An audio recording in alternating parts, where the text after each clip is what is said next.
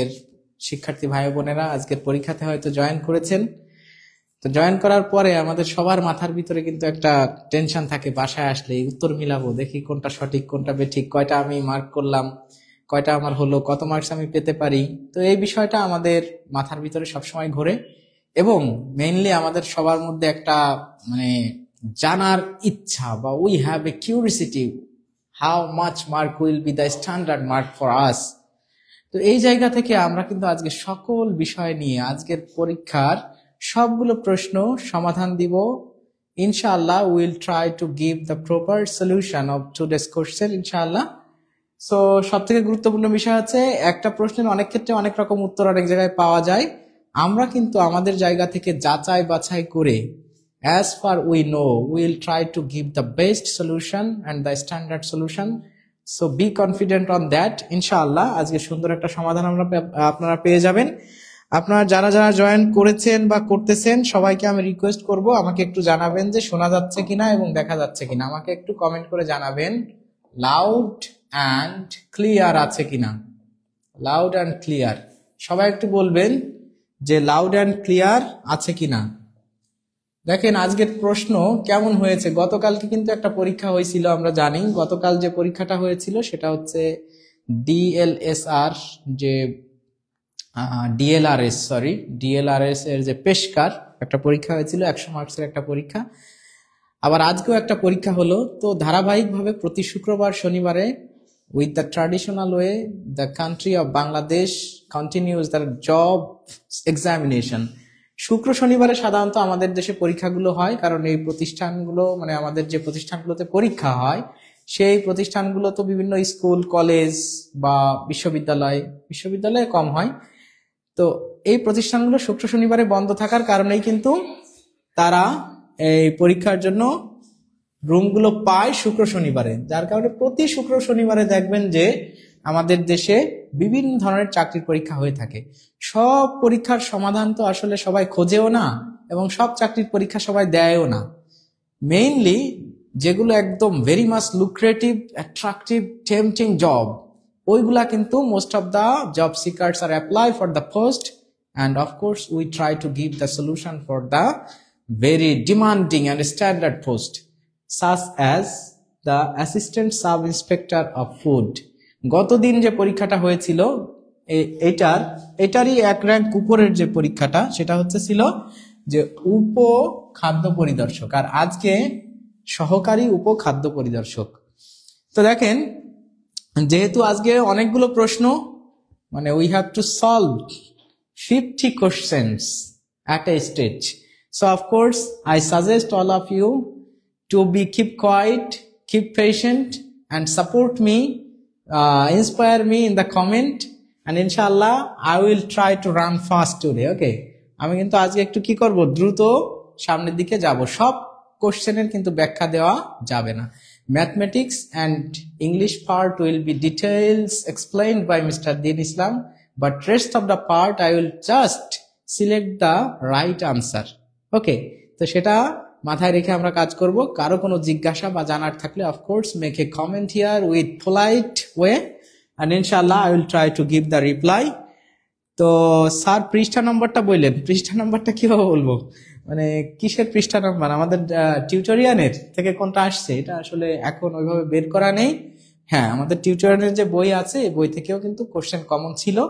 তো বাট আমরা ওইভাবে সমাধান দিচ্ছি না, আমরা সমাধান দিচ্ছি সরাসরি একদম সঠিক উত্তরটা আমরা ব্যাখ্যা করব। তো আমরা সরাসরি এখন ক্লাসে ঢুকে যাই। আপনারা যারা এখনো শেয়ার দেন নাই তাদের সবাইকে বলবো যে একটু শেয়ার করে দেন, শেয়ার করে দিলে মোটামুটি ভাবে আমাদের যারা প্রিয় বন্ধুরা আছে চাকরি প্রত্যাশী, they will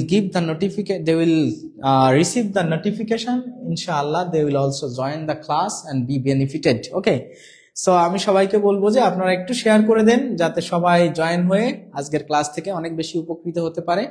আর যারা জব সিকার, যারা পরীক্ষা দেয়নি, it's also a very good signal for them to have concept on the competitive exam. এই কম্পিটিটিভ এক্সাম বা প্রতিযোগিতামূলক যে চাকরির পরীক্ষা, এটা সম্পর্কে একটা আইডিয়া তো আপনার দরকার, তাই না? আপনি পরীক্ষা দেন নাই, অসুবিধা নাই, but you have to take the knowledge from it, you have to analyse the previous question, you have to know about the update of our job sector. That's why I suggest and request all of you to share this video as many as possible. Inshallah, you will have a good concept after completing the class. Okay, so আমি সবাইকে বলবো যে আপনারা বেশি বেশি করে একটু share করে দেন, আমরা ক্লাসে প্রবেশ করতেছি। and আমি আবারও I assure you I will go fast today. Okay, so there are a lot of questions, at least 50 questions we have to solve today. Okay, তো এটা মাথায় রেখে আপনারা একটু আমাকে হেল্প করবেন। তাহলে আমরা ক্লাসে ঢুকে যাই। আমাদের ফার্স্ট কোশ্চেন নাম্বার 1 কি লেখা আছে এখানে? এখানে লেখা আছে a rolling stone gathers no moss, the complex form of this sentence. তার মানে এটা আছে হচ্ছে এই যে সেন্টেন্সটা, a rolling stone gathers no moss, মানে একটা সাবজেক্ট আছে, একটা ফাইনাইট ভার্ব আছে, that means it's completely a simple sentence. আর আপনাকে কি করতে বলছে? The complex form of this sentence, মানে এই সেন্টেন্সের কমপ্লেক্স সেন্টেন্সটা কি হবে। তো আমরা জানি যে কমপ্লেক্স সেন্টেন্সে করতে হলে of course you need at least 2 finite verbs. এখানে ফাইনাইট ভার্বস আছে একটা, মানে যেটা দেখে টেন্স চেনা যায়। তাহলে একটা ফাইনাইট ভার্ব আছে, মানে আমার আরো একটা ফাইনাইট ভার্ব প্রয়োজন। আর একটা কি? Of course you need a subordinating conjunction. Subordinating conjunction কোনগুলা? আমরা জানি রিলেটিভ প্রোনাউন, তারপর যে রিলেটিভ অ্যাডভার্ব গুলা আছে, তারপর অ্যাজ, দো, অল দো, সিন্স, আনলেস, এই যে জিনিসগুলো আছে এগুলো সবই হচ্ছে সাবঅর্ডিনেটিং কনজাংশন। তাহলে দেখেন আমরা এখানে যদি বলি এ রোলিং স্টোন, এই যে রোলিং কথাটা, এই রোলিং কথাটা হচ্ছে একটা অ্যাডজেক্টিভ, এটা একটা প্রেজেন্ট পার্টিসিপল, অ্যাডজেক্টিভের কাজ করে, তাই না? তাহলে দেখেন এ স্টোন, একটা স্টোন যেটা হচ্ছে রোল মানে ঘূর্ণায়মান বা ঘোরে, তার মানে এই স্টোন, এই কথাটা হচ্ছে আসলে এই স্টোন সম্পর্কে একটা তথ্য, স্টোন সম্পর্কে একটা তথ্য। তাহলে আমরা যদি কখনো বলি যে the good boy, the good boy, the good boy is my brother, is my brother, এরকম থাকলে আমরা কি করি? এটা হচ্ছে সিম্পলে।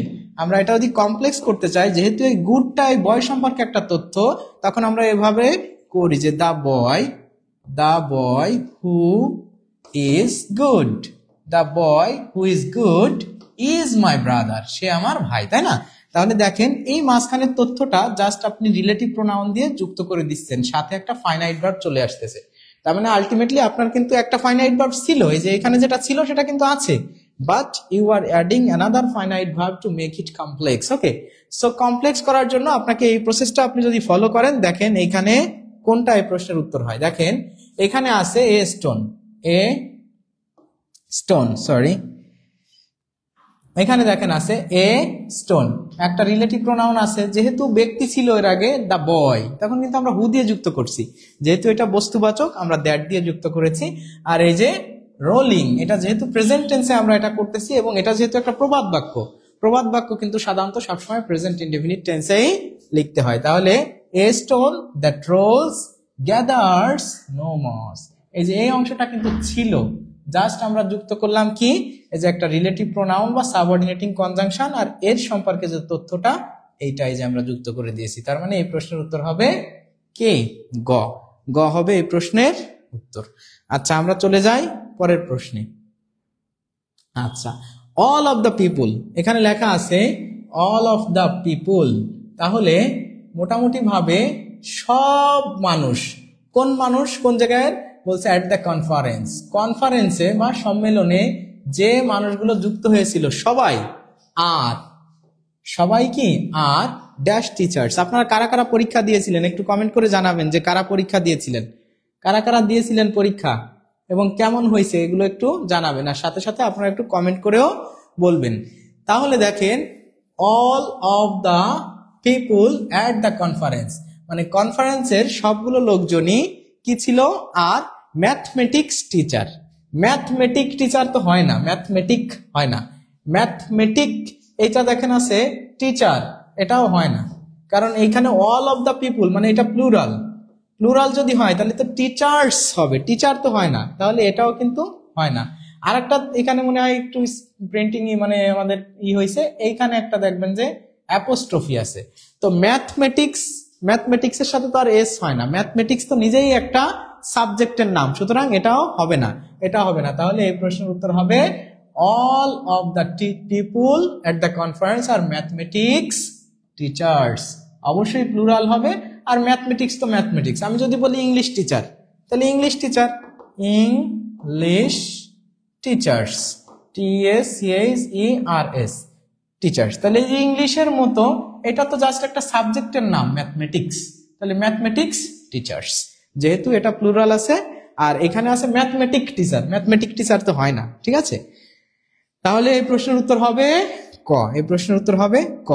আপনারা একটু কমেন্ট করবেন। আর কারা পরীক্ষা দিয়েছিলেন, আমি এক্সাম দিছি, MST ববি আপু, বা মাশাআল্লাহ, যারা দিয়েছেন তারা একটু জানান। আর কেমন হয়েছে বলেন তো, কেমন হয়েছে, কয়টা হয়েছে একটু বলবেন। আমরা পরের প্রশ্নে চলে যাই। আচ্ছা, জলোচ্ছ্বাস, জলোচ্ছ্বাস কার লেখা? তো এটা হচ্ছে, আমরা এই প্রশ্নগুলোর ব্যাখ্যা করব না, যেহেতু আজকে কোশ্চেন সলভ করা হচ্ছে, আজকে কিন্তু গবেষণামূলক ক্লাস নয়, যার কারণে প্রতিটা প্রশ্ন উইল নট গো ডিটেইলস। ওকে, আমরা সবটা একদম ভিতরে যে ব্যাখ্যা করব না। এই প্রশ্নের উত্তর হবে হচ্ছে, আপনারা মনে রাখার জন্য আমি বলতে পারি, দেখেন এই যে স আছে না, সতে হচ্ছে সেলিনা হোসেন, তাহলে সেলিনা হোসেন হবে এই প্রশ্নের উত্তর, ঠিক আছে। জলোচ্ছ্বাস কার রচনা? সেলিনা হোসেন। যারা একটু শেয়ার করেন না এখনো, তাদেরকে আমি রিকোয়েস্ট করব প্লিজ শেয়ার করে দেন। আজকে কিন্তু আমরা খাদ্য, আমরা আজকে কি সমাধান করতেছি বলেন তো? যারা অলরেডি জয়েন করেছেন, হ্যাঁ, তাদের জন্য আমি এটা একটু বলতেছি। দেখেন, আমরা হলো আজকে এই যে এই প্রশ্নটা, এটা কিন্তু আজকে সলভ করতেছি, ঠিক আছে। এই যে আমরা কিন্তু কি করতেছি, খাদ্য অধিদপ্তর সহকারী উপখাদ্য পরিদর্শক সম্পূর্ণ প্রশ্ন সমাধান। আজকে যে পরীক্ষাটা হয়েছে, আপনারা যারা এখন জয়েন করলেন তাদের জন্য আমি বললাম যে আজকের পরীক্ষার একদম 50টা প্রশ্ন আমরা এখন কি করতেছি, সলভ করতেছি। যারা চাকরির পরীক্ষা দিবেন বা দিচ্ছেন বা প্রস্তুতি নিচ্ছেন, তাদের সবার জন্য আজকের ক্লাসটা খুবই গুরুত্বপূর্ণ। কারণ আজকের ক্লাস থেকেই আলটিমেটলি আপনি কিন্তু একটা সুন্দর ধারণা পেয়ে যাবেন যে বর্তমানে চাকরির পরীক্ষাগুলো কেমন হচ্ছে, আপনাকে কিভাবে প্রিপেয়ার্ড হতে হবে।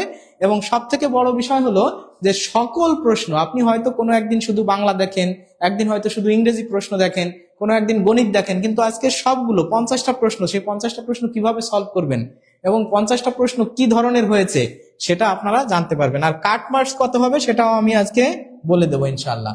তাহলে এটা আমরা বলছিলাম জলোচ্ছ্বাস কে? সেলিনা হোসেন। চলে গেল, আমরা পরের প্রশ্নে চলে যাই।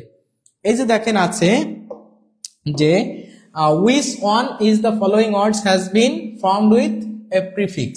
প্রিফিক্স মানে হচ্ছে কোনো একটা ওয়ার্ড, মানে ওয়ার্ড মানে যার একটা অর্থ আছে, তার আগে একটা শব্দাংশ যুক্ত করা, এটাকে আমরা কি বলি? প্রিফিক্স। প্রিফিক্স। আর পরে যুক্ত হলে সেক্ষেত্রে, পরে যখন যুক্ত হয় পরে, তখন ওটাকে বলা হয় সাফিক্স। তাহলে এখানে প্রিফিক্স। এখানে অথেন্টিক, অথেন্টিক নিজেই একটা শব্দ, এর সাথে কোনো কিছুই যুক্ত হয় নাই। অ্যামনেশিয়া, এটা একটা নিজেই একটা শব্দ। অ্যাসপাইরেশন, অ্যাসপারশন, অ্যাসপারশনও একটা শব্দ। এখানে মোরাল, মোরাল থেকে আসছে, মোরাল থেকে মূলত আসছে অ্যামোরাল, এই এটা যুক্ত হয়েছে, মোরাল, অ্যামোরাল। এই যে দেখেন, এই ক হবে এই প্রশ্নের উত্তর, মোরাল। মোরাল থেকে অ্যামোরাল। আচ্ছা, না, তাহলে এই প্রশ্নের উত্তর হবে ক। 4 নাম্বার প্রশ্নের উত্তর হবে ক, মানে এখানে প্রিফিক্স হয়েছে। অন্যের দোষ ধরা সহজ, অন্যের দোষ ধরা সহজ। দেখেন প্রশ্ন হয় কোন কোন জায়গা থেকে, দেখেন সাফিক্স প্রিফিক্স থেকে কোশ্চেন হয়েছে, সিম্পল কমপ্লেক্স কম্পাউন্ড থেকে কোশ্চেন হয়েছে। এই যে দেখুন এখন আমরা যেটা করতেছি এটা ট্রান্সলেশন থেকে কোশ্চেন হয়েছে। তাহলে আমাদের কিন্তু এগুলো বুঝতে হবে যে কোন কোন টপিক আমরা ভালোভাবে গুরুত্ব দিয়ে পড়বো। তাহলে অন্যের দোষ ধরা সহজ, এটা হবে it is easy to fault with others. It is easy to fault with others.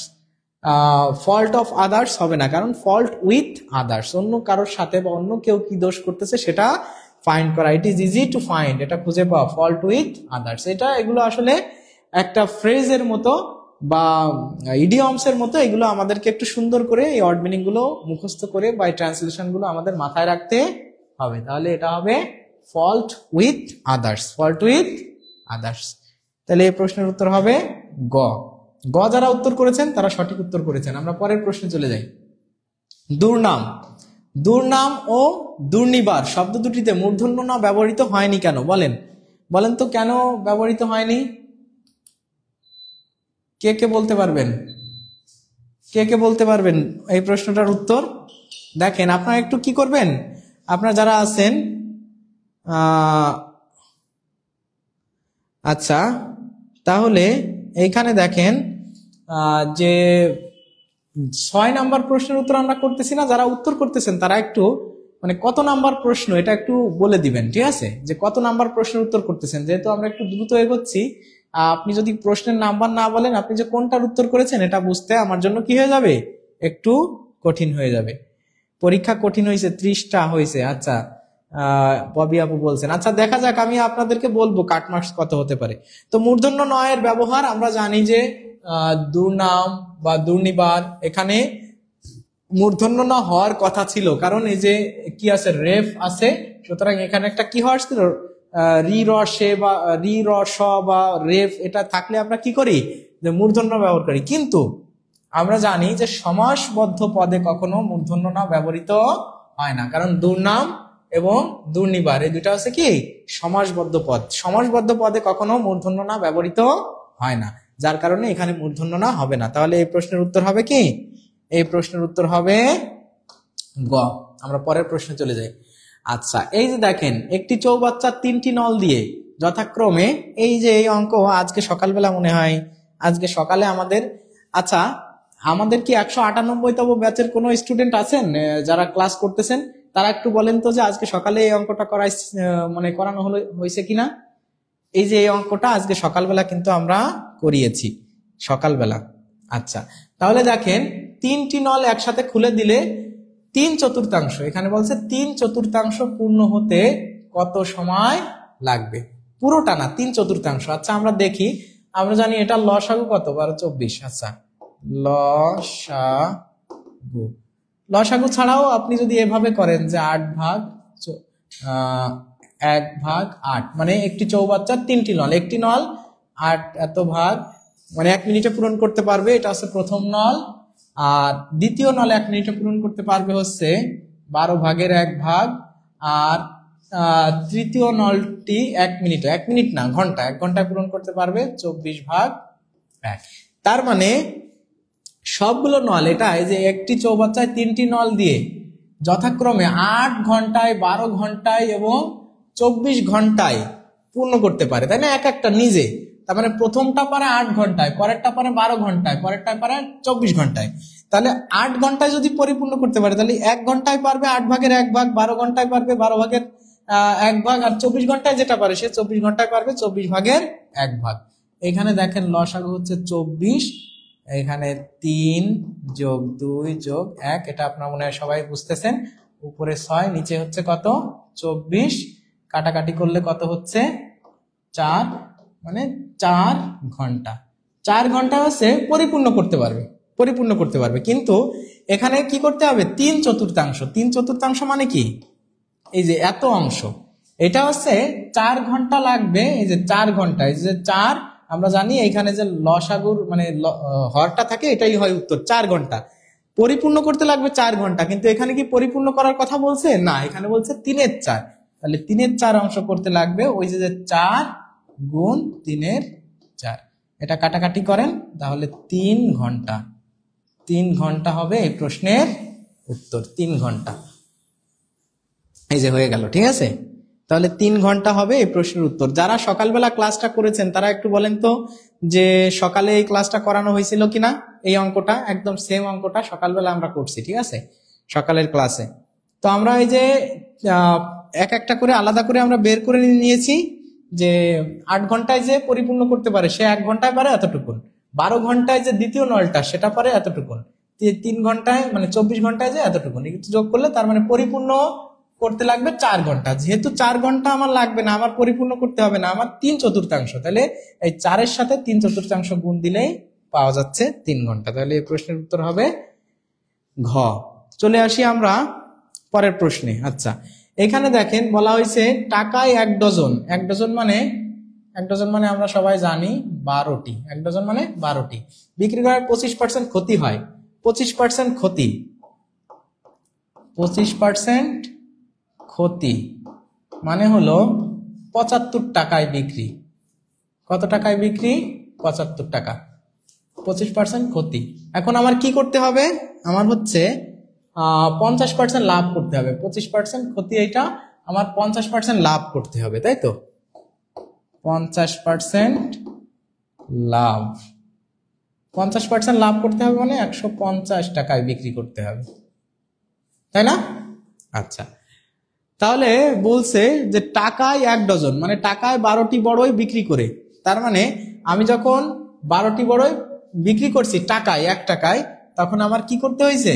তখন হচ্ছে আমার 25% ক্ষতি হয়েছে, মানে 75 টাকা আমি বিক্রি করছি, তাই তো?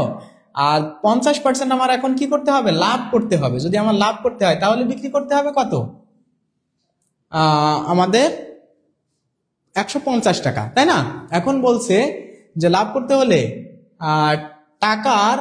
টাকায় কতটি বড়ই বিক্রি করতে হবে, টাকায় কতটি বড়ই বিক্রি করতে হবে। আচ্ছা, তাহলে পূর্ব বিক্রয় মূল্য, মানে আগের বিক্রয় মূল্য যদি 75 টাকা হয়, আগের, এটা আছে পূর্ব বিক্রয়। পূর্ব বিক্রয় যদি 75 হয়, এখন তো করতে হবে 150 টাকা, তাই না? 150 টাকায় বিক্রি করতে হবে না? 150 টাকায় বিক্রি করতে হবে। তাহলে পূর্ব বিক্রয় মূল্য যদি 1 টাকা হয়, এখন বিক্রি করতে হবে কত বলেন তো? 150 ভাগ 75, মানে 2 টাকা। 2 টাকা বিক্রি করতে হবে না? 2 টাকা বিক্রি করতে হবে, তাই না? তার মানে আলটিমেটলি আপনি যে 12 টাকায় বলতেছেন যে 2 টাকা, আমরা এখানে 2 টাকাটা লিখে দিই, 2 টাকা। এখন কি করতে হবে? 2 টাকায় বিক্রি করতে হবে। তাহলে 2 টাকা যদি বিক্রি করতে হয়, মানে 6টা আপনি 1 টাকায় বিক্রি না করে, আপনি 12টা আপনি 1 টাকায় বিক্রি না করে আপনাকে ডাবল দামে বিক্রি করতে হবে। মানে আপনি আগে 12টা বিক্রি করেছিলেন 1 টাকায়, ঠিক না? টাকায় 12টা বিক্রি করেছিলেন, কিন্তু এখন আপনাকে কি করতে হবে? ডাবল দামে বিক্রি করতে হবে। দেখেন, এই যে 1 টাকা হলে এখন বিক্রি করতে হবে 2 টাকা। তার মানে আগে আপনি যদি 12টা বিক্রি করে থাকেন, এখন আপনাকে বিক্রি করতে হবে 6টা।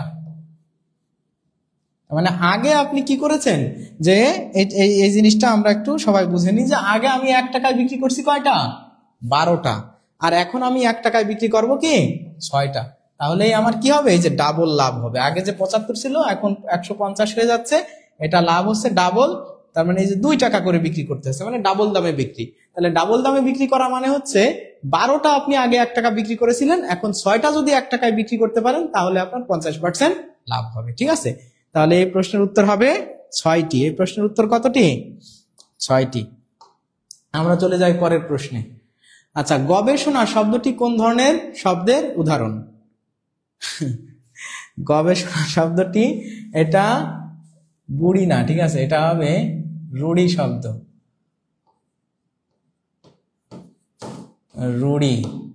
রুড়ি শব্দের না। আচ্ছা, তাহলে গবেষণা শব্দটি আমরা মনে হয় সবাই জানি, এটা নিয়ে আমরা আর ব্যাখ্যা করার কিছু নাই। গবেষণা শব্দটি আছে একটি রুড়ি শব্দের উদাহরণ, ঠিক আছে? যৌগিক সাধিত, আমরা জানি যৌগিক শব্দ, রুড়ি শব্দ, যোগ রূঢ় শব্দ, এই যে 3 প্রকার যে শব্দ আছে, গবেষণা হচ্ছে রুড়ি শব্দের উদাহরণ। আচ্ছা, আমরা চলে আসি পরের প্রশ্নে। দেখেন, এই যে একটা অঙ্ক আছে যে এত এর লসাগু কত। তাহলে লসাগু বের করতে গেলে আমরা কি করব? এই দুইটা এখানে রাশি আছে, এখান থেকে আমরা সরাসরি x² যদি কমন নিই, তাহলে থাকে হচ্ছে x + y। আচ্ছা, এখান থেকে যদি আমরা কমন নিই xy, এখান থেকে xy কমন নিলে থাকে এখানে x + y, তাই না? আচ্ছা, তাহলে আমাদের যেহেতু লসাগুর নিয়ম হচ্ছে কমন আনকমন সবই নিতে হয়, তাহলে এখানে x² আছে, এখানে নাই, নিলাম x²। আর এখানে যেহেতু x একবার নেওয়া হয়ে গেছে, বড়টা নিতে হয়, মানে লসাগুতে সবসময় বড়টা নিতে হয়, আর গসাগুতে ছোটটা নিতে হয় কমনের ভিতর। তাহলে এটা x আর নিলাম না, এখানে y নাই, এখানে আছে y নিলাম, আর এখানে এই যে আছে এই দুটা থেকে একটা নিলাম x + y। তাহলে এটা হবে এই প্রশ্নের উত্তর। এটা কোথায় আছে? x² + x²y। আচ্ছা, তাহলে এই প্রশ্নের উত্তর হবে ঘ। এই প্রশ্নের উত্তর কি হবে? ঘ হবে। আচ্ছা, আপনারা কি সবাই বুঝতে পারতেছেন? মোটামুটি বুঝতে পারলে হবে। যারা পরীক্ষা দিয়েছেন তারা একটু সঠিক উত্তরটা জেনে নেন, ঠিক আছে? আচ্ছা, তাহলে আমরা চলে আসি পরের প্রশ্নে। চলে আসি, এটা সহজ একটা প্রশ্ন ছিল। আচ্ছা, এই যে এটা আছে যে বাংলা সাহিত্যের প্রথম ইতিহাস গ্রন্থের রচয়িতা কে? প্রথম ইতিহাস গ্রন্থের রচয়িতা, এই বাংলা সাহিত্যের যে প্রথম ইতিহাস গ্রন্থ, এটার নাম হচ্ছে বঙ্গ ভাষা ও ইতিহাস, এরকম একটা বঙ্গ ভাষা ও ইতিহাস এই ধরনের একটা নাম আর কি। এটা মূলত লিখেছেন হচ্ছে দীনেশ রঞ্জন রায়। এটা মূলত প্রকাশিত হয়েছিল 1896 সালে। 1896 সালে। এটাই মূলত আমাদের বাংলা সাহিত্যের প্রথম বঙ্গভাষা ও ইতিহাস বা বঙ্গভাষা ও সাহিত্য, এরকম একটা নাম। তো মূলত এটা আমাদের দীনেশ চন্দ্র রায়, ইনি হচ্ছে মূলত এটা লিখেছিলেন। এই প্রশ্নের উত্তর হবে খ। আমরা চলে আসি পরের প্রশ্নে। আচ্ছা, he knocked me down with a feather. আচ্ছা, নকড মি ডাউন, তাহলে এই যে knocked down with a feather, এটার অর্থ হচ্ছে অবাক হওয়া। Knocked down with a feather, feather মানে আমরা জানি যে ফিদার শব্দের অর্থ হচ্ছে পালক। ফিদার মানে হচ্ছে পালক। আচ্ছা, ফিদার দিয়ে কেউ নক করে কি আপনাকে ফেলে দিতে পারবে? মানে ফিদার মানে মনে করেন পাখির পালক, এটা দিয়ে যদি কেউ আপনাকে ঘা মারে আপনি কি পড়ে যাবেন? এটা কি সম্ভব? মানে অসম্ভব, অবাক করা একটা বিষয়, তাই না? তাহলে এই যে সে আমাকে কি করলো? বিস্মিত করলো। He knocked me down with a feather, সে আমাকে মানে কি করলো? ফিদার দিয়ে বা কোনো কিছু দিয়ে ধাক্কা মেরে ফেলে দিল, মানে নক করে ফেলে দিল। এটা সম্ভব না, মানে অসম্ভব বা বিস্ময় করা একটা ঘটনা, ঠিক আছে? তার মানে এই যে সে আমাকে বিস্মিত করলো, এই প্রশ্নের উত্তর হবে সে আমাকে বিস্মিত করলো। আচ্ছা, তাহলে ক্লিয়ার? আমরা পরের প্রশ্নে চলে যাচ্ছি। আচ্ছা, philosophers ponders the dash the meaning, ponders dash the meaning of life, মানে philosophers মানে কি? দার্শনিক। মানে এ ফিলোসোফার, একজন দার্শনিক, ponders মানে চিন্তা ভাবনা করে, মানে গভীরভাবে ধ্যান করে কি বিষয়ে? দ্য মিনিং অফ লাইফ, মানে জীবনের অর্থ বোঝার জন্য গভীরভাবে ধ্যান করা। এই পন্ডার্স অন, পন্ডার্স অন মানে হচ্ছে গভীরভাবে চিন্তা ভাবনা করা, গভীর ভাবে চিন্তা করা, চিন্তা করা। তাহলে এই প্রশ্নের উত্তর হবে পন্ডার্স ওয়ান। তাহলে a philosopher ponders on the meaning of life, ঠিক আছে? গভীরভাবে ভাবা, গভীরভাবে ভাবা বা গভীরভাবে চিন্তা করা, ঠিক আছে? তাহলে এই প্রশ্নের উত্তর হবে কি? ওয়ান। তো আজকে আমরা ব্যাখ্যা কিন্তু কম দিচ্ছি, এটাতে আপনারা বেশি মানে মন খারাপ করবেন না বা হতাশ হবেন না, কারণ আমরা আজকে 50টা প্রশ্ন সলভ করব, ঠিক আছে? তো 50টা প্রশ্ন সলভ করা মানে তো বুঝতে পারছেন, আমি যদি প্রত্যেকটা প্রশ্ন নিয়ে একটু করে কথা বলতে যাই তাহলে মানে অনেক টাইম লেগে যাবে। এই জন্য আমি কথা একটু কম বলতেছি, আপনাদের দিকে কম তাকাচ্ছি, কমেন্ট একটু কম পড়া হচ্ছে, কোনো অসুবিধা নাই। আপনারা সাপোর্ট করেন, যারা এখনো শেয়ার করেন নাই তারা একটু ভিডিওটা শেয়ার করে দিন, তাহলে আজকে যারা পরীক্ষা দিয়েছে তারা উপকৃত হবে, তারা একটা অথেন্টিক সোর্স থেকে আজকে সমাধানগুলো পেয়ে যাবে, অথেন্টিক সমাধান ইনশাআল্লাহ। যদি আপনি আপনার প্রিয়জনকে, প্রিয় মানুষগুলোকে দিতে চান, বন্ধু বান্ধব যারা আছে, তাহলে আপনারা একটু দয়া করে শেয়ার করে দেন। শেয়ার করেন নাই কারা, তারা একটু বলেন। জান্নাতুল মাওয়া আপু লিখছে শেয়ার ডান। হ্যাঁ, যারা শেয়ার করেন নাই তারা একটু শেয়ার করে দেন, ঠিক আছে? আসি আমরা পরের প্রশ্নে।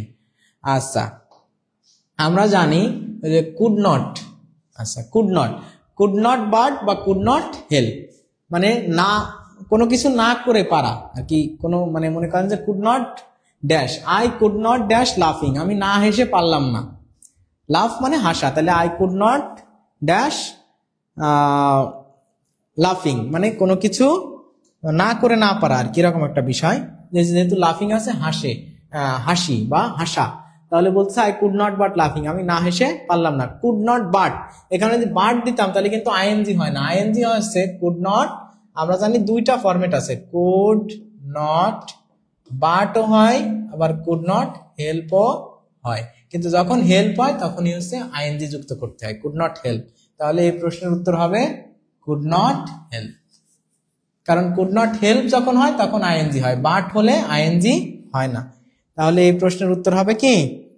আপনারা যারা হচ্ছে এখনো আপনাদের পরিচিত আছে, পরীক্ষা দিয়েছে, তারা জয়েন করে নাই, তাদেরকে জয়েন করার জন্য একটু শেয়ার এবং তাদেরকে লিঙ্কটা পাঠিয়ে দিতে পারেন, অথবা আপনি কি করতে পারেন যে তাদেরকে একটু হাইলাইট করে মেনশন করে দিতে পারেন, ঠিক আছে? তাহলে এই প্রশ্নের উত্তর হবে হেল্প।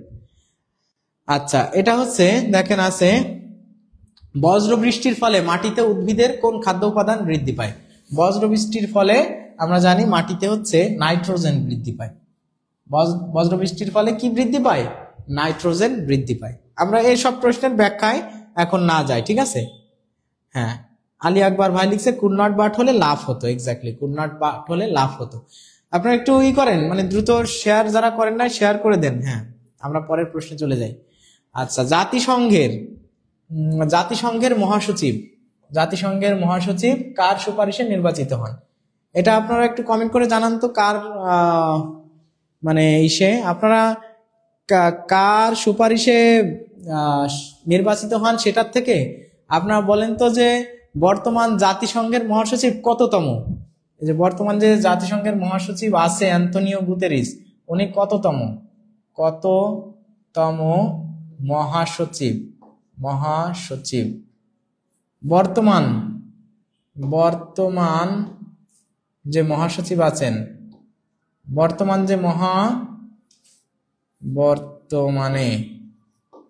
বর্তমানে কততম মহাসচিব আছেন বলেন তো, একটু কমেন্ট করে জানান তো। আচ্ছা, বর্তমানে কততম আছে এটা আপনারা জানাবেন। আর জাতিসংঘের মহাসচিব কার সুপারিশে নির্বাচিত হন? এটা হচ্ছে নিরাপত্তা পরিষদের সুপারিশে নির্বাচিত হন। আমরা জানি নিরাপত্তা পরিষদ সম্পর্কে টুকিটাকি, যে এখানে যারা মোট সদস্য কত, স্থায়ী সদস্য কতজন, ভেটো পাওয়ার কাদের আছে, এগুলো নিয়ে আমরা এখন আলোচনা করব না।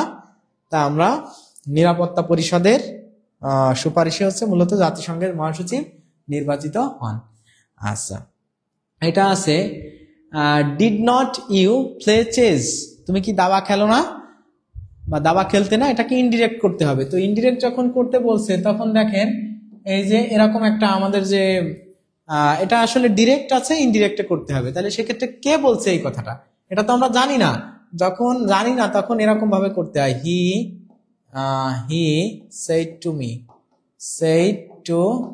he said to me did not you play chess? ঠিক আছে, did not you play chess। তাহলে এখানে said to এর পরিবর্তে he asked হবে, he asked me। যেহেতু আমরা জানি যে WH কোশ্চেন নাই, মানে ইফ দ্বারা যুক্ত করতে হবে। আর ইউ মানে আই, এটা সেকেন্ড পার্সনের কাছে চলে আসবে, ইফ আই। এখানে আসলে বিষয়টা হচ্ছে কি, এটা উত্তর হওয়ার কথা ছিল had plus V3, had not been, মানে হ্যাড নট প্লেড। কিন্তু এখানে আসলে হ্যাড কোথাও অপশনে নাই, এটা হওয়ার কথা ছিল যেহেতু পাস্টে আছে চলে যাবে পাস্ট পারফেক্ট, এরকম হওয়ার কথা ছিল। যে এই যে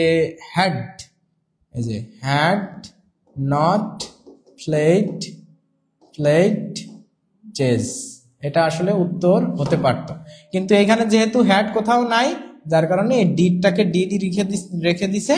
তাহলে হবে he asked me if I did not play. এখানে তখন আর প্লেড হবে না, প্লে হয়ে যাবে চেস। তাহলে এটা he asked me did not কোথায় আছে? হি আস্কড মি, আমরা দেখি যে প্রশ্নটার হি আস্কড মি ইফ, এখানে দেখেন ইফ নাই, তার মানে এটা বাদ, এটা হবে না। হি said to তো হবে না, কারণ এটাকে ইনডিরেক্ট করতে গেলে আস্কড আসবে। ডু নট আছে, এটা তো প্রেজেন্টে চলে আসছে, তার মানে এটা হবে এই প্রশ্নের উত্তর। আচ্ছা, তাহলে 17 নাম্বার তাহলে কি হবে? 17 নাম্বারে এ হবে, he asked me if I did not. তো এখানে আসলে মূলত হওয়ার কথা হচ্ছে হ্যাড, এখানে হওয়ার কথা প্লেড, কিন্তু সেটা অপশনে নাই। আর চেস্ট তো হবে না, চেজ হবে। ঠিক আছে, যাই হোক, একটু সমস্যা আছে। এখন আপনারা যারা ওইটা উত্তর দিবেন ভালো, আর ওইটা উত্তর না যারা দিচ্ছেন অসুবিধা নাই, এটা আপনার কিভাবে নিবে আমরা এটা বলতে পারতেছি না। পরের প্রশ্নে চলে আসি। দেবতা থেকে উৎপন্ন এটা কি বলেন? আধিদৈবিক। দেবতা থেকে উৎপন্ন এটাকে মূলত বলা হচ্ছে আধিদৈবিক। এটা ভুল প্রশ্ন। হ্যাঁ, জেরিন আক্তার। হ্যাঁ, অনেকে যারা এখনো ভিডিওটা শেয়ার করেন নাই একটু শেয়ার করে দেন। আমরা এই প্রশ্নের উত্তর হবে ঘ, আধিদৈবিক। আচ্ছা, এর সঠিক বাক্য সংকোচন কোনটি? আধিদৈবিক। হ্যাঁ, তাহলে 18 নম্বর প্রশ্নের উত্তর হবে কি? 18 নম্বর প্রশ্নের উত্তর হবে ঘ, আচ্ছা, চলে আসি আমরা পরের প্রশ্নে। আচ্ছা, মাটির পিএইচ এর মান 3-এর কম হলে কোন খনিজ পদার্থযুক্ত সার ব্যবহার করতে হয়? এগুলো আসলে ভালো ব্যাখ্যা বলতে মুখস্থ করতে হবে। এগুলো ব্যাখ্যার থেকে কি বেশি এক প্রকার মুখস্থের মতো সাধারণ জ্ঞান, বা এটা তো বিজ্ঞানের প্রশ্ন কম। তা আপনি মনে রাখবেন যে পিএইচ এর মান যদি 3-এর কম হয়, কতে হচ্ছে ক্যালসিয়াম আর মতে হচ্ছে ম্যাগনেসিয়াম। 3-এর কম মানে হচ্ছে ক্যালসিয়াম ও ম্যাগনেসিয়াম, মানে জাস্ট মনে রাখার জন্য, ঠিক আছে? অ্যাডমিশনের জন্য ইফেক্টিভ হবে ক্লাসগুলো, 100% ইফেক্টিভ হবে, মানে এইগুলো না, ইংরেজি এবং সাধারণ জ্ঞান 100% ইফেক্টিভ হবে, ঠিক আছে? অবশ্যই ইফেক্টিভ হবে, কোনো অসুবিধা নাই। আদি দৈবিক, রেবেকা সুলতানা আপু, শারমিন আক্তার, ডলি আপু, হ্যাঁ অনেকে আছেন আমাদের পরিচিত। আপনারা যারা এখনো ক্লাসটা শেয়ার করেন নাই বা মানুষকে নক দেন নাই, সবাইকে একটু নক দিয়ে হাইলাইট করে ক্লাসে নিয়ে আসেন। আজকে সুন্দর একটা সমাধান ক্লাস হচ্ছে, ইনশাআল্লাহ সবগুলো প্রশ্ন সলভ করে দেবো, ঠিক আছে? অ্যানিম্যাল ফার্ম এটা কে লিখেছেন? তো অ্যানিম্যাল ফার্ম হচ্ছে মূলত লিখেছে হচ্ছে জর্জ অরওয়েল। এটা মূলত হচ্ছে যে অ্যানিম্যাল ফার্মটা কিন্তু এনার আরো বিখ্যাত লেখা আছে, অ্যানিম্যাল ফার্ম, তারপর দেখা যাচ্ছে যে 1984, তারপর শুটিং অ্যান এলিফ্যান্ট, এরকম। এই জর্জ অরওয়েলের এটা কিন্তু ছদ্মনাম, এনার মূলত নাম হচ্ছে এরিক আর্থার ব্লেয়ার।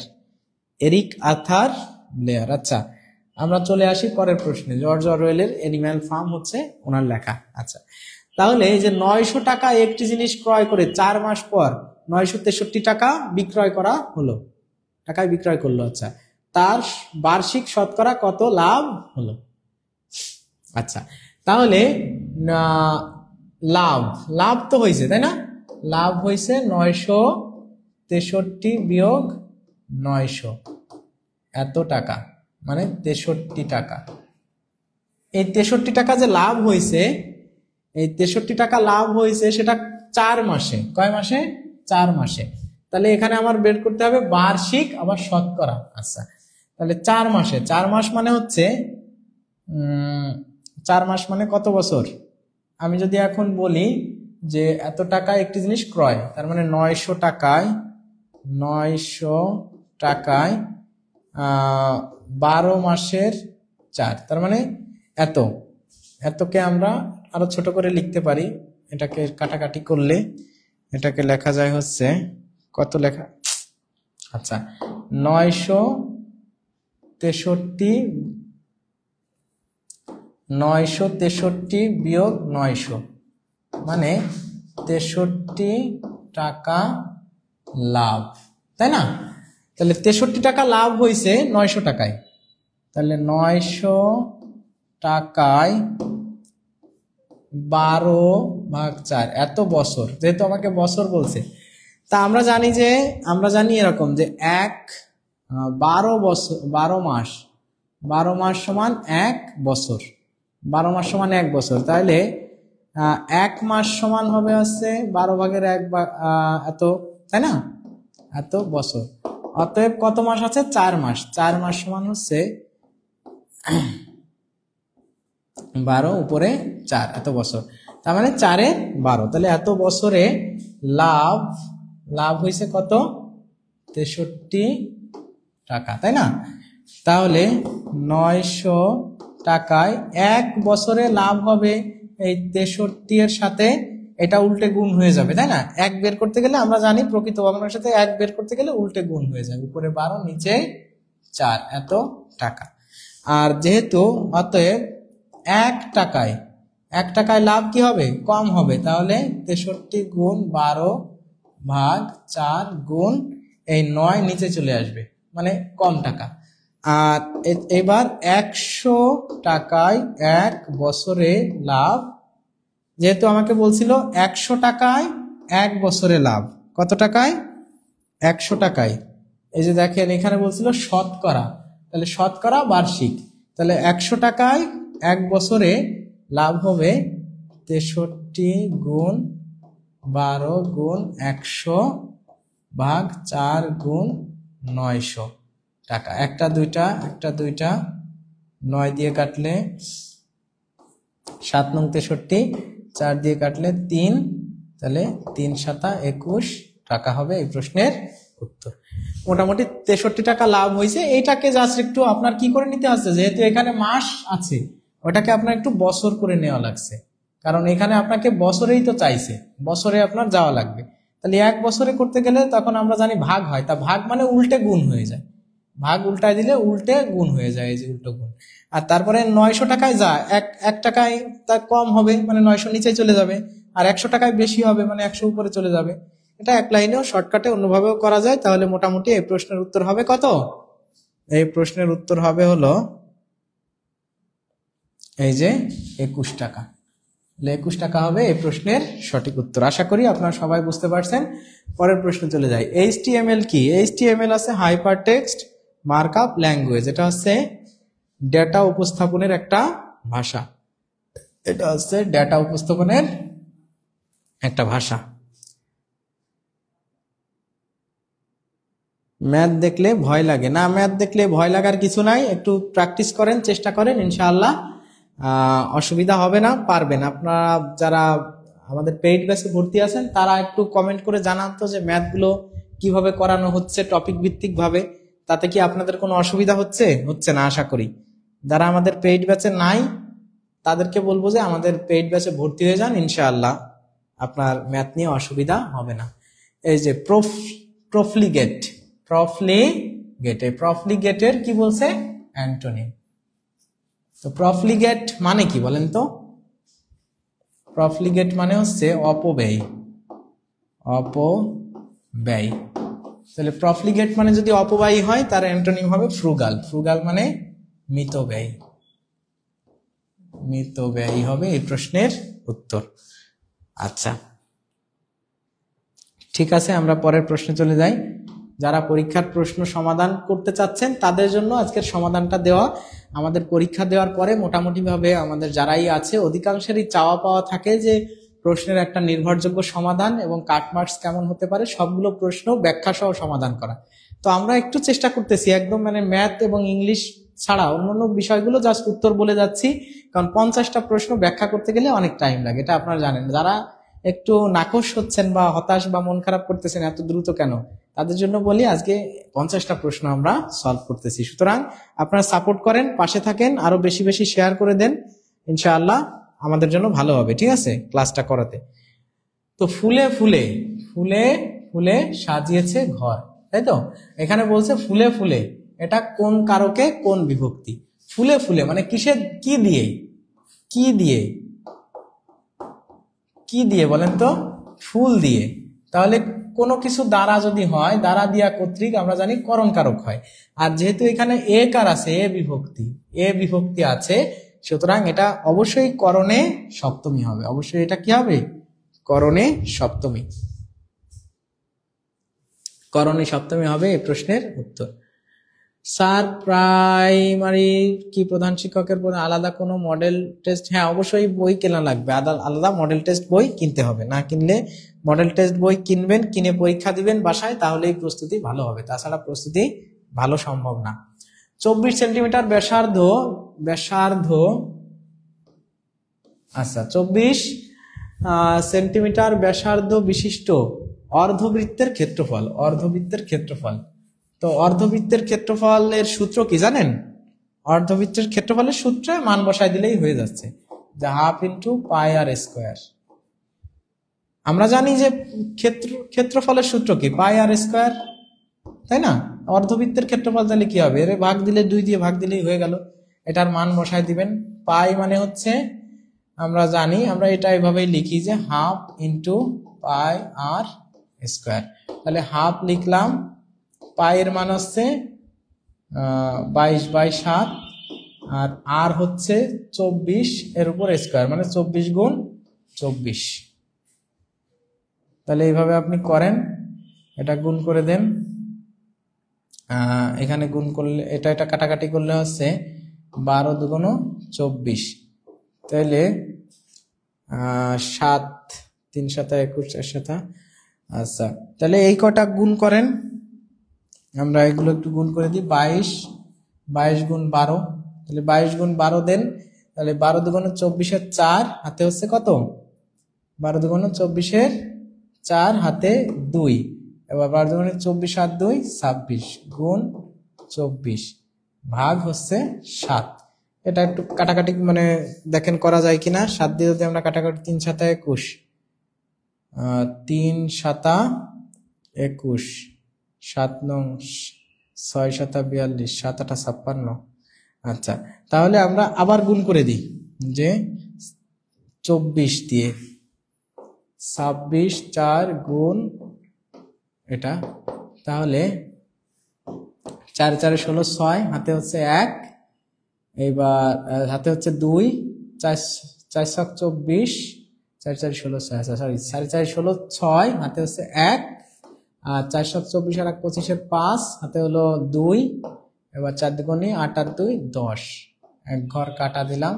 তাহলে 2 দিয়ে গুণ করলে 8, এখানে 6 দুগুণ 12 2 হাতে 1, যদি গুণ 4 1 5, তাহলে কত হচ্ছে 6 8 5 13 3, 13 হচ্ছে 3 হাতে 1 3 আর হচ্ছে 6, তার মানে 6 3 3 6 ভাগ কত 7। তার একটু কাটাকাটি করতে হবে। 7 9 63 3, আচ্ছা এটা কত হয় 7 9, এখানে দেখেন গুণ বা গুণ মনে হয় একটু ভুল গেছে হয়তো, যাই হোক দেখেন এটা এই সূত্রটা দিয়ে আপনি করবেন। এই সূত্র দিয়ে করলে যে হাফ ইন্টু পাই আর স্কোয়ার, তাহলে আপনার হাফ ইন্টু পাই আর স্কোয়ার দিলে দেখবেন যে এটার মান বের হয়ে গেছে, এটার মান এটা হবে, ঠিক আছে। কিন্তু এখানে একটু গুণটা বড় হয়ে যাচ্ছে, হয়তো কাটাকাটি কোনো একটা সমস্যা আছে। 12 দুগুণে 24, 12 দিয়ে এটা গুণ করে 7 দিয়ে ভাগ দেবেন, দেখবেন যে এই প্রশ্নের উত্তর হয়ে গেছে। মোটামুটি এটার উত্তর হবে হচ্ছে ক। মডেল টেস্টের নাম বলেন। হ্যাঁ বলবো, মডেল টেস্টের একটা নাম বলবো ইনশাআল্লাহ, অবশ্যই একটু লাইভে আপনারা সাথে থাকেন।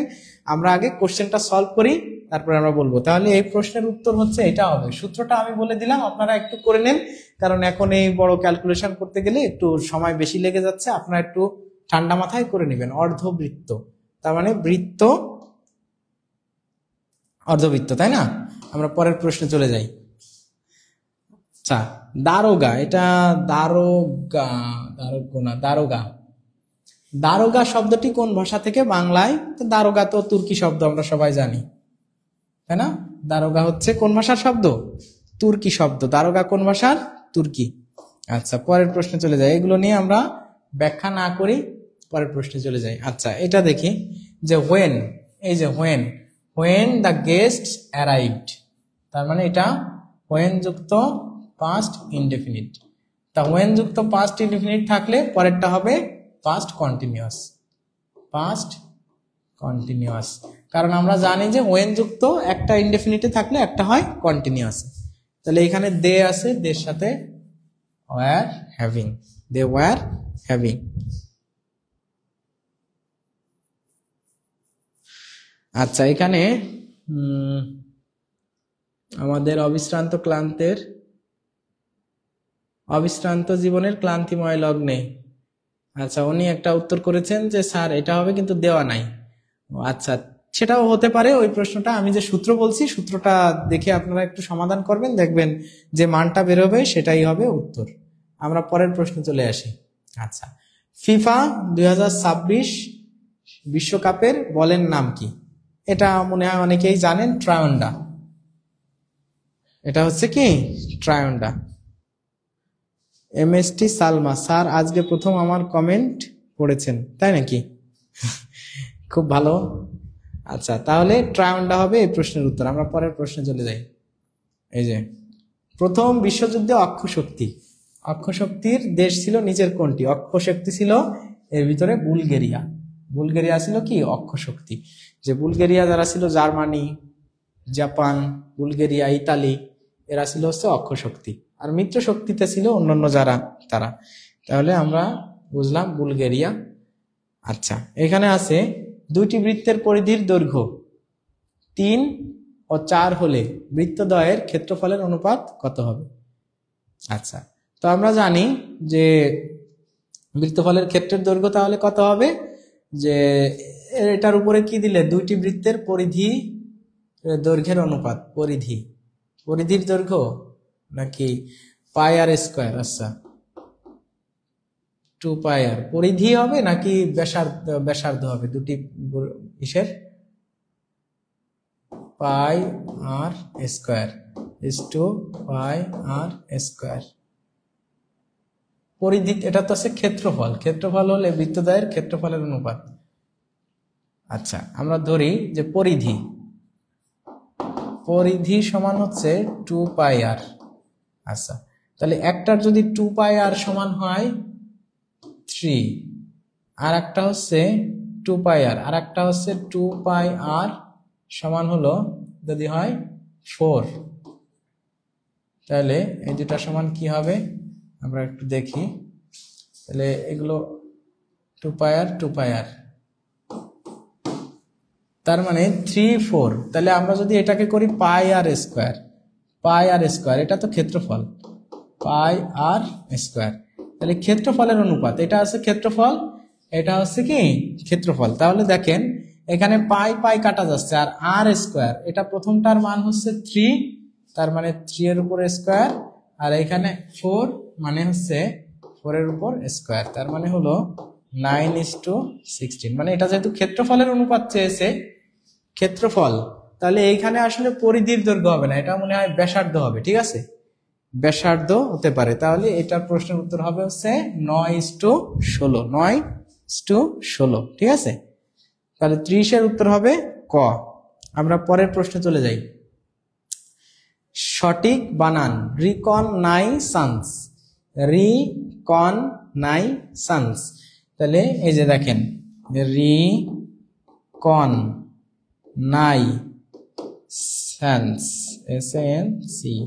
রিকননাইসেন্স, তাহলে এটা আছে কোথায়, রিকনাইসেন্স, এটা এই যে দেখেন কতে আছে। একটু ভেঙে ভেঙে উচ্চারণ করে, স্পেলিং সব তো আর টেকনিক দিয়ে হবে না, এটা আপনার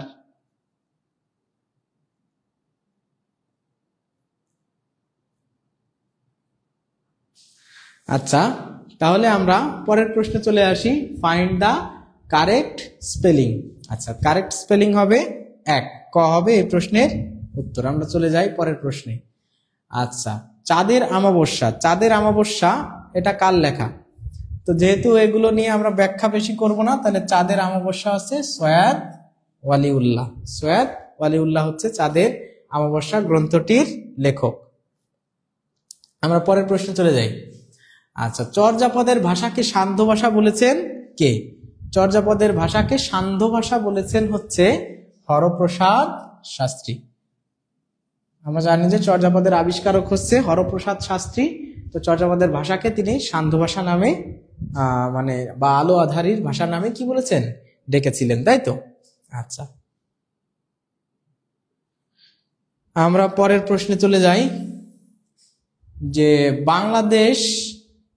বাংলাদেশ আন্তর্জাতিক খাদ্য কৃষি সংস্থার মানে ফাও এর সদস্যপদ লাভ করে কত তারিখে বা কত সালে?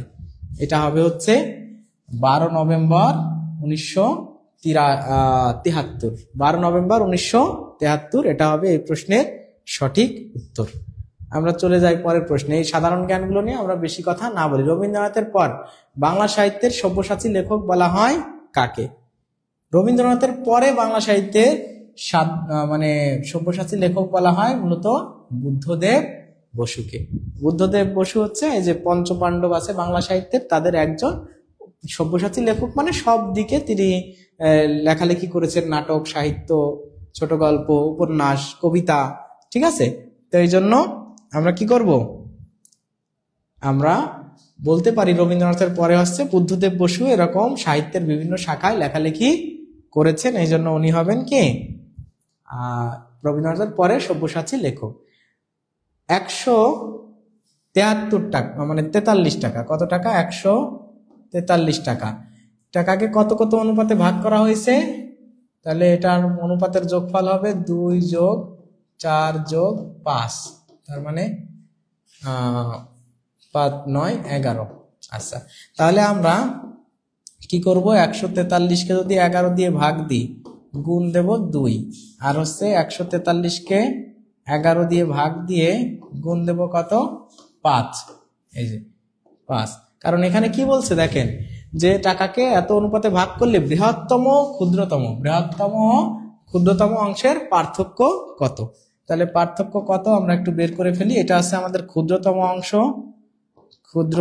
আর এটা হবে কি বৃহত্তম। তাহলে 11 দিয়ে যদি আমরা এটাকে ভাগ করি, 11কে 11 থাকে 3, তাহলে এই যে 13 দুগুণ হয় 26। আচ্ছা এখানেও তাহলে 13, তাহলে আচ্ছা এখানে হচ্ছে 13, তাহলে 5 13 65। তাহলে এই দুটা যদি আমরা 65 বিয়োগ 26 দিই, তাহলে হচ্ছে 6 আছে কত হলে 15 হবে, 9 হাতে 1 3। আচ্ছা 39, তাহলে পার্থক্য হবে বৃহত্তম এবং ক্ষুদ্রতম অংশের পার্থক্য হবে 39। ঠিক আছে, 39 হবে এই প্রশ্নের উত্তর। আচ্ছা তাহলে আমরা চলে যাই পরের প্রশ্নে।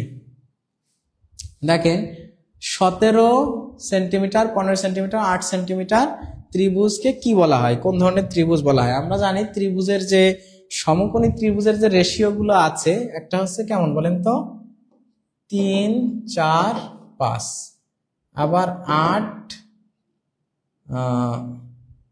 আর আরেকটা আছে 5 12 5 12 13, আর একটা রেশিও আছে 8 15 17। সাধারণত এই যে তিনটা রেশিওতে যদি আমাদের বাহুগুলো হয় এরকম, সেক্ষেত্রে সেগুলোকে আমরা বলে থাকি হচ্ছে মানে সমকোণী ত্রিভুজ। কারণ সমকোণী ত্রিভুজের ক্ষেত্রে আমরা জানি যে এই যে অতিভুজ, এই অতিভুজকে স্কোয়ার করলে এই দুইটার স্কোয়ারের যোগফল ওইটার সমান হয়। এই সকল ক্ষেত্রে দেখেন এই দুটাকে স্কোয়ার করলে, এই দুটাকে স্কোয়ার করলে, যোগ করলে যা হবে এটাকে স্কোয়ার করলে সমান হবে। সুতরাং এইখানে দেখেন এইটা আসছে, এই যে এই ফর্মুলাটা। সুতরাং যেহেতু 8 15 17 আছে, এই দেখেন 8 15 এবং 17, তাহলে এই অনুপাতে থাকলে সেটা হয় কি সমকোণী ত্রিভুজ। এটা হবে কি সমকোণী ত্রিভুজ। আচ্ছা আমরা তাহলে আসি পরের প্রশ্নে। মাল গুদাম, এখানে গ হবে, ঠিক আছে, মাল গুদাম। এটা আছে মাল রাখার জন্য গুদাম, সেটা আছে মাল গুদাম। তা কোনো কিছু রাখার জন্যে বা নিমিত্তে বা জন্যে থাকলে সেটা আছে কি হয় বলেন তো? অবশ্যই সেটা আছে চতুর্থী হবে, কারণ যে জন্যে বা নিমিত্তে, তাহলে তৎপুরুষ, তাহলে মাল রাখার জন্য মাল গুদাম, তাহলে এটা আছে চতুর্থী তৎপুরুষ। যেহেতু তৎপুরুষ আছে, জন্যে বা নিমিত্তে হলে কি হয়, জন্যে বা নিমিত্তে হলে চতুর্থী, তাহলে চতুর্থী তৎপুরুষ হবে এই প্রশ্নের উত্তর। আমরা চলে আসি পরের প্রশ্নে। মুট পয়েন্ট শব্দের বা মিনিংটা কি? মুট মানে কি? মুট মানে হচ্ছে মূলত বোঝা যাচ্ছে তর্ক এরকম, ঠিক আছে। Moot point just opposite major point. এই যে ইন তর্ক বিতর্ক হচ্ছে এমন একটা জায়গা যেখানে আসলে কোনো কিছু কি ডিসাইডেড করা যায় না, undecided matter, an undecided matter. Moot মানে কি? মুট মানে হচ্ছে তর্ক বিতর্ক। তাহলে তর্ক বিতর্ক করার এমন একটা জায়গা, সেটা হচ্ছে কি মুট পয়েন্ট, তার মানে আনডিসাইডেড ম্যাটার। এটা হবে এই প্রশ্নের উত্তর। আচ্ছা আমরা চলে যাই পরের প্রশ্নে। প্রথম সনেট রচয়িতা মুসলিম বাঙালি মহিলা কে? প্রথম সনেট, আচ্ছা প্রথম সনেট রচয়িতা মুসলিম বাঙালি মহিলা হচ্ছে মাহমুদা খাতুন সিদ্দিকা। ইনি হচ্ছে প্রথম মুসলিম বাঙালি কবি, ঠিক আছে, যিনি সনেট লিখেছেন। আচ্ছা এগুলো হচ্ছে মুখস্থ প্রশ্ন, এগুলো নিয়ে আর আমরা ব্যাখ্যা করতেছি না। বাংলাদেশের সংবিধানে কত ধরনের মালিকানার কথা আছে? বাংলাদেশের সংবিধানে কত ধরনের মালিকানার কথা আছে? আছে হচ্ছে মূলত মানে সরকারি, বেসরকারি এবং আরেকটা আছে সমবায়। এই যে 3 ধরনের মালিকানার কথা আছে, ঠিক আছে। তাহলে এটা হবে 3 ধরনের মালিকানার কথা আছে। তো আমরা পরের প্রশ্নে চলে যাই। যারা পরীক্ষা দিয়েছেন তাদের জন্য আজকের প্রশ্নগুলো গুরুত্বপূর্ণ তো অবশ্যই। যারা পরীক্ষা দেন নাই, এখনো মানে পরীক্ষা দিচ্ছেন বা দিবেন, প্রস্তুতি নিচ্ছেন যারা, তাদের জন্য কিন্তু আজকের ভিডিওটা খুবই গুরুত্বপূর্ণ। দেখেন বিভিন্ন চ্যাপ্টার মানে বিভিন্ন জায়গা থেকে কিন্তু প্রশ্ন হয়েছে। বাংলা থেকে কোন প্রশ্নগুলো হয়েছে, ইংরেজি থেকে কোন জায়গা থেকে প্রশ্ন হয়েছে, সবকিছু কিন্তু আপনাকে এই একটা প্রশ্নের মাধ্যমে আপনি ধারণা পেয়ে যাচ্ছেন। এই ধারণা পাওয়াটা কিন্তু অবশ্যই গুরুত্বপূর্ণ, ঠিক আছে। আমরা চলে আসি পরের প্রশ্নে। আচ্ছা, এইখানে এটার উত্তর কি হবে? এখানে দেওয়া আছে b সমান 3। b সমান 3 মানে a প্লাস সি, এটা সমান 3। কারণ এখানে যদি আমি এর মান 3 বসাই তাহলে এটা হচ্ছে, তাহলে এখানে আমার আছে a plus B, sorry A B plus BC এর উপর স্কোয়ার। তাহলে এখান থেকে যদি আমি বি কমন নিই, থাকে a প্লাস সি এর উপরে স্কোয়ার। তাহলে বি এর মান যদি হয় 3, বি এর মান যদি হয় 3, আবার এইটুকের মান a প্লাস সি এর মানও কি 3, এর উপর কি আছে স্কোয়ার। তারপরে 9 এর উপর স্কোয়ার মানে 81। তাহলে এই প্রশ্নের উত্তর হবে কি 81। 81 হবে এই প্রশ্নের উত্তর। বোঝা যায় কিছু? আপনারা যারা এতক্ষণ আছেন, এই যে অনেকগুলো প্রশ্ন সমাধান করলাম, কিভাবে বুঝবো কোন সমাস হবে, কোন সমাস হবে কিভাবে বুঝবেন? এটা সমাসের একটু মানে আপনার বেসিক ক্লাসটা করতে হবে আপু। এভাবে তো আসলে এই ক্লাসে তো আপনি বুঝে যেতে পারবেন না। আপনাকে অবশ্যই ফুল ক্লাসটা মানে আজকের ক্লাস দেখে এভাবে হবে না, ঠিক আছে।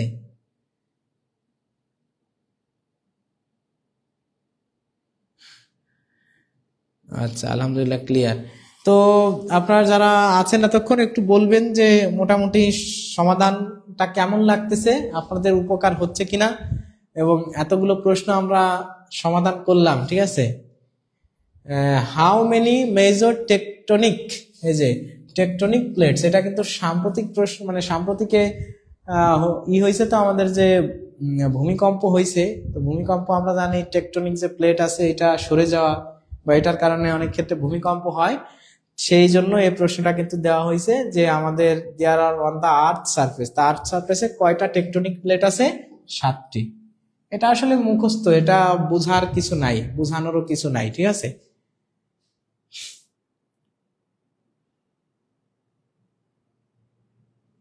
আচ্ছা, আমরা আসি পরের প্রশ্নে। আচ্ছা, পোয়েট অফ বিউটি বলা হয় কাকে?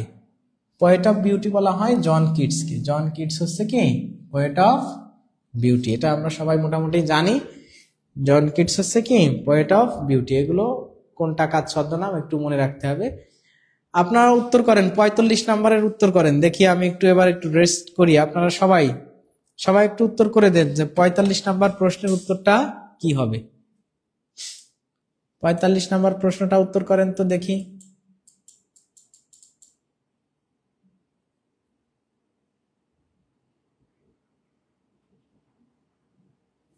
রাজিয়া সুলতানা, রত্না আপু লিখছে আলহামদুলিল্লাহ অনেক ভালো। জাকির হোসেন ভাই লিখছে 7টি। 45-এর ডি, একটু 45 নাম্বারটা উত্তর করেন তো আপনারা। 45 নাম্বার।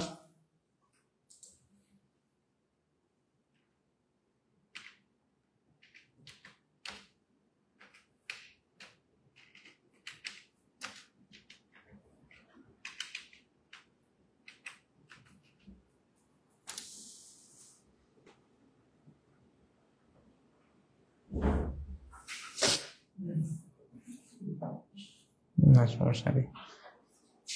তো আপনার সবাই একটু 45 নাম্বারের উত্তর করে দেন।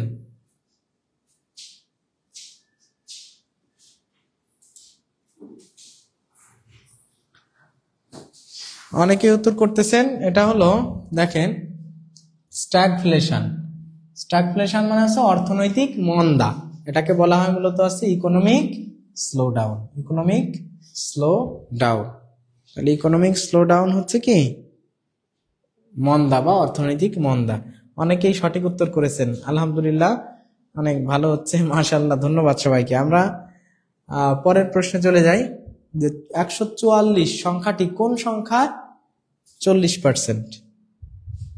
40% মানে 40% হচ্ছে 144, তাহলে 100% মানে কত?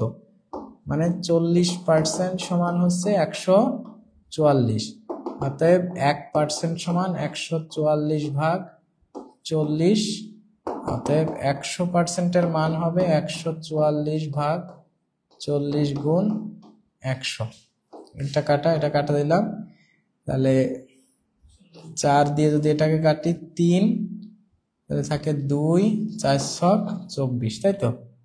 তার মানে এটা গুণ করে দিলে এটা আর এটা গুণ করলে হচ্ছে 360, তাহলে 360 হবে এই প্রশ্নের উত্তর। তো 40%, কোন একটা সংখ্যার 40%-এর মান এত, তাহলে 100% হলে তো মূল সংখ্যাটা পাওয়া যাচ্ছে, তাহলে 100%-এর মান যেহেতু 360, সুতরাং 360 হবে এই প্রশ্নের উত্তর। আচ্ছা, আমরা তাহলে পরের প্রশ্নে চলে যাই। বিশ্ব ক্ষুধা সূচক GHIA বাংলাদেশের অবস্থান কত? বাংলাদেশের অবস্থান এখানে তো উত্তরই 85 দেওয়া আছে, 85, এরা লেখছে 86। আচ্ছা, 85 হবে, ঠিক আছে, ক হবে এই প্রশ্নের উত্তর। এগুলো তো আসলে বোঝানোর কিছু নাই, এগুলো তো টানা আপনার মুখস্থ করতে হবে, এই জন্য এগুলো নিয়ে ব্যাখ্যা করতে পারতেছি না, মন খারাপ করার কিছু নাই, ঠিক আছে। আচ্ছা, come on it's my time to go home. To go মানে যাওয়ার, it's my time to go মানে যাওয়ার সময়, তাহলে কোথায় যাওয়া? কোথায়? এই যে দেখেন হোম, কোথায়? এই যে বাড়িতে, মানে অ্যাডভার্বিয়াল অফ প্লেস, স্থান বোঝাচ্ছে, তাই না, জায়গা বোঝাচ্ছে। তাহলে অ্যাডভার্বিয়াল অফ প্লেস বা স্থান যখন বোঝায় তখন সেটা কি হয়ে যাবে? অ্যাডভার্ব হয়ে যাবে। তাহলে এটা হবে ঘ, অ্যাডভার্ব। ক্লিয়ার? বোঝা যায়?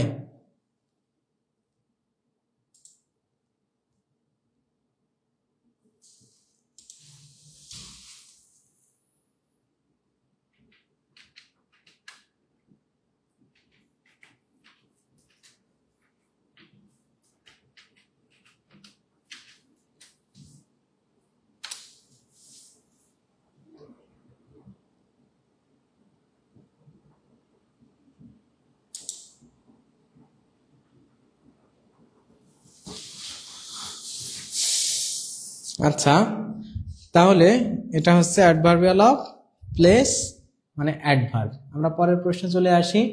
পর্বতের সমার্থক শব্দ কোনটি? পর্বতের সমার্থক শব্দ কোনটি, এটা একটু উত্তর করেন তো আপনারা। পর্বতের সমার্থক শব্দ কোনটা, দেখি পারেন কিনা।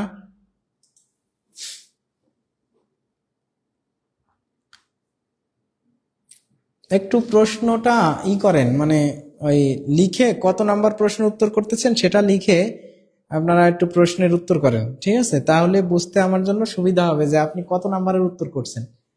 পর্বতের সমার্থক শব্দ কোনটি? পর্বতের সমার্থক শব্দ কোনটি? স্যার মডেল টেস্টের নাম বলবেন, প্রধান শিক্ষক। আচ্ছা, প্রধান শিক্ষকের জন্য আপনারা করতে পারেন, প্রধান শিক্ষকের জন্য নবদূতটা নিতে পারেন, ঠিক আছে।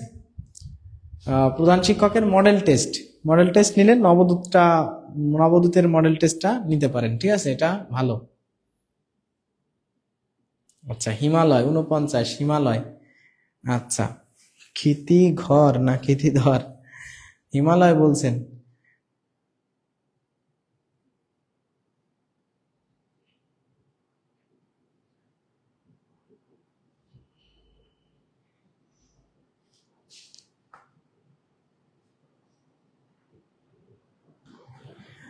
আচ্ছা, ঠিক আছে, তাহলে আমরা এই প্রশ্নের উত্তরটা দেখি যে পর্বতের সমার্থক শব্দ কোনটি। পর্বতের সমার্থক শব্দ হচ্ছে ক্ষিতি ঘর, হবে না ক্ষিতিধর। আচ্ছা, ক্ষিতিধর। আচ্ছা, ক্ষিতিধর হচ্ছে পর্বতের সমর্থক শব্দ। তো ইনশাআল্লাহ আমরা এখন কি করব, আমাদের মোটামুটি লাস্ট কোশ্চেন কিন্তু। এই যে দেখেন, নিচের কোন বানানটি শুদ্ধ? কোন বানানটি শুদ্ধ বলেন সবাই? উপযুক্ত। এখানেও বানান। আচ্ছা, উপযুক্ত, এখানে একটা রেফ আছে। বলেন এবার। প্রধান শিক্ষকের পরীক্ষা কবে হবে সেটা এখনো জানি না।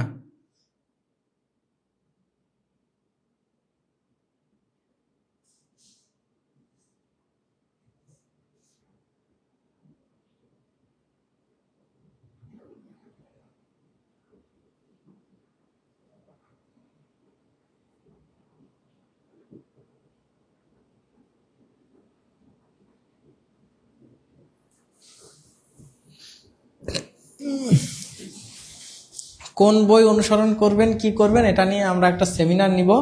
আপাতত আমরা কমেন্টে এত বেশি মনোযোগ না দিয়ে আপনারা সবাই উত্তর করেন। 50 নম্বর প্রশ্নের উত্তর কি হবে? সবাই বলেন 50 নম্বরের উত্তর কি হবে?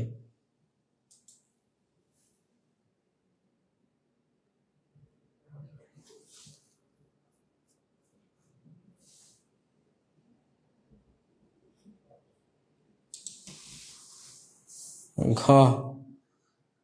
ভুল সবগুলোই।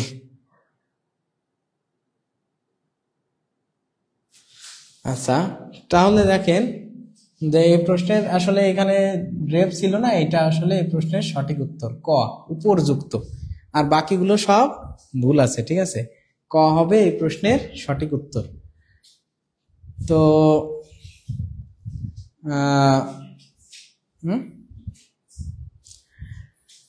তো এই হচ্ছে মোটামুটি আজকে যারা পরীক্ষা দিয়েছিলেন। এখন আপনাদেরকে একটু বলবো যে দেখেন কাট মার্কস কেমন হতে পারে তাহলে এই প্রশ্নের। আপনারা একটু প্রেডিকশন করেন তো, যে এই যে 50টা প্রশ্ন আপনারা সলভ করলেন, এই 50টা প্রশ্নের ভিতরে কাট মার্কস কত হতে পারে? কাট মার্কস আপনাদের কেমন মনে হচ্ছে যে কত পাইলে টিকবেন? বলেন তো, কত পাইলে টিকবেন? আপনাদের ধারণা কি? সবাই একটু কমেন্টে জানান তো, যে এই যে 50টা প্রশ্ন আপনারা এতক্ষণ সমাধান করলেন, এই 50টা প্রশ্নের ক্ষেত্রে কাট মার্কস কেমন হতে পারবে, এবং কার কয়টা হয়েছে, কার কতগুলো হয়েছে একটু বলেন। কার কয়টা সঠিক হয়েছে বলেন। যারা পরীক্ষা দিয়েছিলেন তাদের জন্য এখন সব থেকে গুরুত্বপূর্ণ অধ্যায়, ঠিক আছে? তাদের জন্য সব থেকে গুরুত্বপূর্ণ কথা হবে প্রাইমারি সহকারীর জন্য। হ্যাঁ, এইগুলো নিয়ে আমরা একটা খুব দ্রুত কোন বই কে কিনবেন সেটা নিয়ে একটা সুন্দর সেমিনার নিব। আপনারা একটু অপেক্ষা করেন, ইনশাআল্লাহ 2-1 দিনের ভিতরেই আমরা একটা সেমিনারে কোন বইগুলো আপনারা কিনবেন সেগুলো সাজেস্ট করে দেবো। আশা করি ইনশাআল্লাহ ওই বইগুলো ফলো করলে আপনার জন্য ভালো হবে, ঠিক আছে? আমি বলে দেবো, এখন আসলে স্পেসিফিকলি এই মুহূর্তে বলতে চাচ্ছি না। কাট মার্কস, আচ্ছা সালমা আপু, সারোয়ার মোর্শেদ শাওন ভাই লিখছে পরীক্ষা তো দেইনি স্যার, মনে হয় 30+। প্রধান শিক্ষকের পরীক্ষা কখন জানালে ভালো হয়?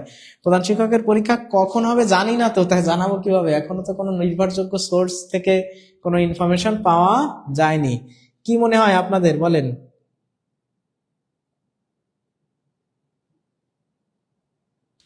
সাদিয়া আক্তার, রিয়া আপু অনেকগুলো সুন্দর একটা কমেন্ট করেছেন, ধন্যবাদ। আচ্ছা, আপনাদেরকে বলবো, আমি একটু বলে দিই যে আজকের পরীক্ষায়, আর আপনারা যারা এই যে আমাদের এতক্ষণ ক্লাস করলেন আর কি, আমি কাট মার্কসটা এখন বলতেছি, তো যারা ক্লাস করলেন সবাইকে অনেক ধন্যবাদ আমার পক্ষ থেকে। আমরা 50টা প্রশ্ন একসাথে সলভ করে দিলাম, একটা মানে দ্রুততার সাথে হয়তো করা লাগছে, কারণ হচ্ছে অনেকগুলো প্রশ্ন, তো এটা ব্যাখ্যা করতে গেলে, সবগুলো ব্যাখ্যা করতে গেলে অনেক সময় লেগে যাইতো। আর অনেক সময় লেগে যাওয়া মানেই আলটিমেটলি মানে 2 ঘন্টায় হয় না, 4 ঘন্টা। তা এতক্ষণ তো আর আপনারা ক্লাস করবেন না। তো আপনারা যারা বিস্তারিত জানতে চান, আমাদের এই ক্লাসগুলো করতে চান, তাদের জন্য কিন্তু আমাদের কি আছে, পেইড ব্যাচের সার্ভিস আছে, নতুন নতুন ব্যাচ আমাদের আছে। আপনারা যারা এখনো ভর্তি হননি, ভর্তি হতে চান পেইড ব্যাচে, সুন্দর একটা কোর্স করতে চান, সিলেবাস শেষ করতে চান, আমরা সাধারণত টপিক ওয়াইজ সব সাবজেক্ট পড়াই। তো এই টপিক ওয়াইজ আপনারা যারা ক্লাস করতে চান, তো আপনারা সবাই একটু কমেন্ট করে জানান তো যে কারা এখনো ভর্তি হননি, ভর্তি হতে চান, সুন্দর একটা প্রতিষ্ঠান খুঁজতেছেন। যারা খুঁজতেছেন, এই যে দেখেন কম্বাইন্ড যে আমাদের কোর্সটা আছে, যেখানে আপনি প্রাইমারি নিবন্ধন 10 থেকে 20তম গ্রেডের সকল চাকরির প্রস্তুতি নিতে পারবেন ইনশাআল্লাহ। আজকে কিন্তু সুন্দর একটা স্লাইড আপনাদের জন্য আমরা রেখে দিয়েছি। তো আপনারা যারা আছেন এখনো ভর্তি হননি, সুন্দর একটা ক্লাস বা একটা কোর্স আপনারা চান, সবগুলো ক্লাস পাবেন একদম ধারাবাহিকভাবে, সবগুলো টপিক এবং প্রত্যেকটা কোশ্চেনের উপর মানে প্রত্যেকটা জবের যে সিলেবাস আছে ওই সিলেবাসটা ধরে ধরে আপনাদেরকে শেষ করানো হবে। আপনারা এরকম কারা আছেন যে এখনো ভর্তি হননি, চাকরির জন্য প্রস্তুতি নিতে চাচ্ছেন, তারা একটু আমাদের সাথে যোগাযোগ করেন। এখানে দেখেন সব থেকে গুরুত্বপূর্ণ যে বিষয় সেটা হচ্ছে one time admission, life time access. আমাদের কিন্তু সব থেকে বড় একটা হাতিয়ার হলো কি দেখেন, আমরা আপনাদেরকে ভর্তি করানোর পরে মোটামুটি একদম যতদিন পর্যন্ত আপনার চাকরি না হচ্ছে ততদিন পর্যন্ত আমরা আপনাকে কি করব, কোর্স করাবো। তো কম্বাইন্ড কোর্সে যা যা থাকছে একবার ভর্তি হলে পরবর্তী সব ভিডিও বা পরের ক্লাসের সবগুলো পাবেন, আগের ক্লাসের রেকর্ডেড ভিডিও পেয়ে যাবেন। প্রতিটি ব্যাচে 100+ লাইভ ক্লাস এবং 100+ লাইভ এক্সাম পাবেন এবং 1200 টাকা সমমূল্যের লেকচার শিট পেয়ে যাচ্ছেন। ঠিক আছে, লেকচার শিট পেয়ে যাচ্ছেন। তাহলে এই যে এই সকল সুযোগ নিয়ে আপনারা যারা এখনো ভর্তি হননি তাদেরকে বলবো যে আপনারা আমাদের পেইড ব্যাচের সার্ভিসে যদি ভর্তি হয়ে যান ইনশাআল্লাহ। আর আজকের প্রশ্নের কাট মার্কস আমার যেটা মনে হয়েছে স্যার জানুয়ারিতে হওয়ার সম্ভাবনা অনেক বেশি। আচ্ছা কখন হতে পারে সেটা আমার জানা নেই, তবে আজকের প্রশ্নে কাট মার্কস হবে আমার যেটা মনে হলো যে 50টা প্রশ্ন সলভ করলাম, যে 35 এর আশেপাশে +-2, মানে 35 +-2, এই যে এরকম একটা কাট মার্কস আজকের পরীক্ষার কাট মার্কস হতে পারে 35 +-2। তাহলে যারা এর আশেপাশে আছেন তারা রিটেনের জন্য প্রস্তুতি নিতে পারেন। ঠিক আছে, দেখবেন যে যারা 35-36 পাইছেন তারা ইনশাআল্লাহ করবেন। ঠিক আছে,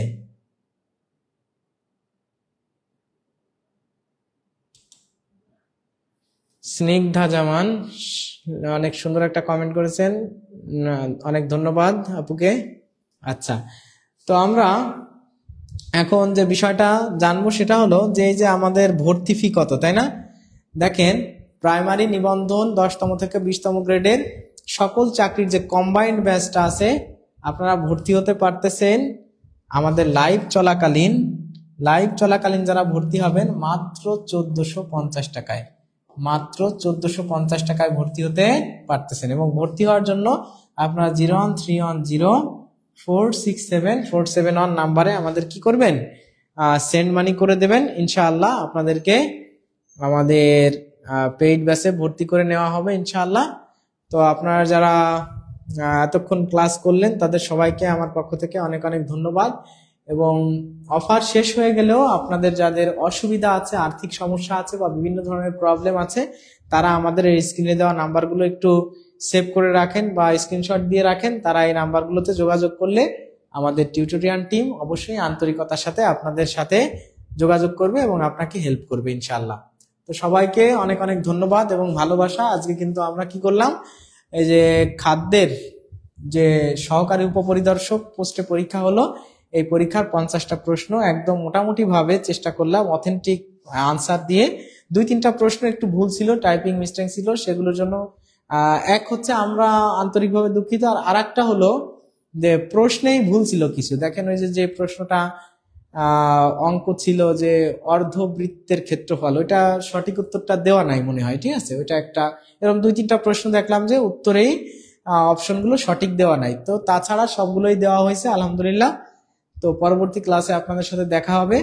তো ততক্ষণ পর্যন্ত আপনারা সবাই ভালো থাকবেন, সুস্থ থাকবেন, আমাদের জন্য দোয়া করবেন এবং আপনারাও সুন্দরভাবে পড়াশোনা করেন, চাকরির প্রস্তুতি আপনারা নেন। সবার জন্য অনেক অনেক শুভকামনা। আর আমাদের এই পেজটা অন করা রইল আপনাদের জন্য। আপনারা যারা ভর্তি হতে চান মাত্র 1450 টাকায় আমাদের যে অফারটা চলতেছে লাইভ চলাকালীন, আপনারা আমাদের এই নাম্বারে কি করবেন, সেন্ড মানি করে দিবেন। তাহলে সেন্ড মানি করে দিলে আপনাকে আমাদের পেইড ব্যাচের সার্ভিসে নিয়ে আসা হবে ইনশাআল্লাহ। এখানে যদি পেইড ব্যাচের সার্ভিসটা করেন বা নেন, ইনশাআল্লাহ আপনার সুন্দর একটা প্রস্তুতি হয়ে যাবে। ঠিক আছে, তো সবাইকে ধন্যবাদ, ভালো থাকবেন, আসসালামু আলাইকুম।